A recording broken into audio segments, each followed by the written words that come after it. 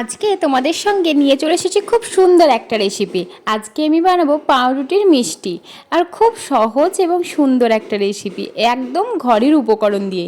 আমি নিয়ে নিয়েছি স্লাইস করা পাউরুটি। এবার এই পাউরুটিগুলোকে আমি কিন্তু বেশ কোণ বরাবর, ঠিক আছে, মাঝামাঝি করে দেখো কোনাকুনি করে কিন্তু কেটে নেব, এবং পাউরুটিগুলোকে দু টুকরো করে নেব। একটা পাউরুটিকে দুই টুকরোও করতে পারো তোমরা, যদি ছোট ছোট সাইজ করতে চাইছো সেক্ষেত্রে কিন্তু মাঝখান থেকে আরও একটা টুকরো চার টুকরোও করে নিতে পারো। আমি সব পাউরুটিগুলো মূলত দুই টুকরোই করছি। আর এই মিষ্টিটা কিন্তু চটজলদি বানিয়ে নেওয়া যায়, আর খুবই সহজ উপায়, একদম যখন তখন একদম 5 মিনিটের চটজলদি বানিয়ে নিতে পারো, এবং খেতেও কিন্তু খুব সুন্দর লাগে। সব পাউরুটিগুলো দেখো ছোট ছোট করে কেটে নেওয়া হয়ে গেছে, আমি দু টুকরো করে নিয়েছি সব পাউরুটিগুলো। তোমরা চাইলে মাঝখান থেকে কোনাকুনি কেটে দেবে আরেকটা, তো চারকুচি হয়ে যাবে, সেক্ষেত্রেও কিন্তু হয়ে যাবে। তো পাউরুটিগুলো কাটা হয়ে গেছে। এবার আমি একটা কড়াইতে আমি চিনি নিয়ে নিয়েছি, দেখো 1 কাপ পরিমাণ আমি চিনি নিয়েছি, কাপের আন্দাজ মতো নিয়েছি, তোমরা চাইলে চামচের মতনও নিতে পারো, ঠিক আছে। এবার তার মধ্যে আমি দিয়ে দিলাম জল। এবার এই জলটাকে সিরাপের জন্য বা রসের জন্য আমি কিন্তু বসিয়ে দিয়েছি ওভেনে, আর দেখো সিরাপটা কিন্তু ফুটতে শুরু হয়ে গেছে। এবার এর মধ্যে আমি দিয়ে দিচ্ছি এলাচ, ঠিক আছে, 2-3টে এলাচ ভেঙে এতে দিয়ে দেবে। তোমরা চাইলে গুঁড়ো করেও দিতে পারো, আমি কিন্তু নর্মাল ভেঙেই দিয়ে দিয়েছি, সেক্ষেত্রেও কিন্তু খুব সুন্দর একটা গন্ধ কিন্তু সিরাপটাতে মিশে যায়। সিরাপটা রেডি হয়ে গেছে। এবার আমি সিরাপটা যখন রেডি হয়ে যাবে, এর মধ্যে সিরাপটাকে ভালো করে তৈরি করে নিয়ে একটু গাঢ় করে নেব, দিয়ে তারপরে এটাকে কিন্তু আমি ঠান্ডা করে নেব। একদম গরম অবস্থাতেই কিন্তু আমি এটার বানানো যাবে না। দেখো যখন একেবারে এরকমভাবে ফুটতে ফুটতে একটু গাঢ় হয়ে আসবে, তখন এটাকে আমি ফ্লেমটা অফ করে দিয়ে এইভাবেই রেখে দেবো, এবং এটাকে মোটামুটি মিডিয়াম একটু ঠান্ডা করতে দেব। আর ততক্ষণে আমি পাউরুটিগুলোর ব্যবস্থাটা করে নিই। আমি দেখো ওভেনে একটা তাওয়া বসিয়ে দিয়েছি। এবার ওই তাওয়ার মধ্যে আমি দিয়ে দিচ্ছি ঘি, ঠিক আছে। এটা কিন্তু খুব ইম্পর্টেন্ট যে এখানে কিন্তু পুরোটা কিন্তু ঘিয়েই করতে হবে কাজটা। এখানে যদি তোমরা মনে করো যে সানফ্লাওয়ার অয়েল বা অন্য কিছু কোনো অয়েল ব্যবহার করব, সেক্ষেত্রে কিন্তু হবে না।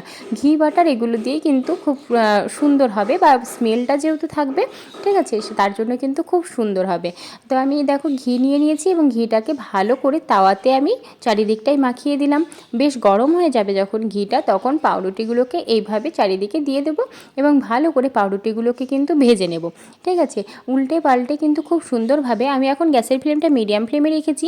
মিডিয়াম ফ্লেমে রেখে কিন্তু ভালো করে পাউরুটিগুলোকে ঘিয়ের মধ্যে ভালো করে সেঁকে নিতে হবে। দেখো একদিক হয়ে গেলে এইভাবেই আমি খুব সুন্দর করে এই যে যখন ভাজা হয়ে গেছে উল্টে পাল্টে দেবো। আর ঘিয়ে ভাজার দরুন কিন্তু পাউরুটিগুলো খুবই সুন্দর, এত সফট হবে, হ্যাঁ, যার জন্য কিন্তু মিষ্টিটা আরও সুন্দর হবে। এবার এই যে খুব সুন্দর করে পাউরুটিগুলোকে সব উল্টে পাল্টে দিয়ে ভেজে নেব। এক এক করে কিন্তু যতগুলো পাউরুটি আমি কেটে নিয়েছি, সব পাউরুটিগুলোকেই এইভাবে ভেজে নিতে হবে।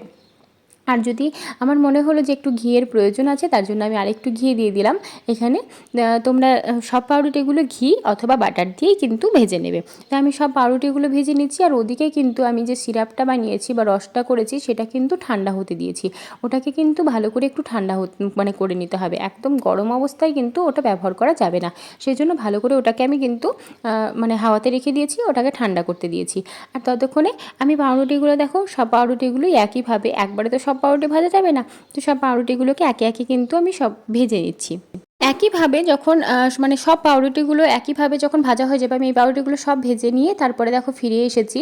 এই পাউরুটিগুলো যখন সব ভাজা হয়ে গেছে, তখন পাউরুটিগুলোকে কি করব, দেখো এইভাবে রসটাও তো ঠান্ডা হয়ে গেছে, রসের ভেতরে একবার করে জাস্ট ডুবিয়ে নিয়ে, ঠিক আছে, একবার করে ডুবিয়ে নিয়ে ভালো করে ঝেড়ে তুলে নেব।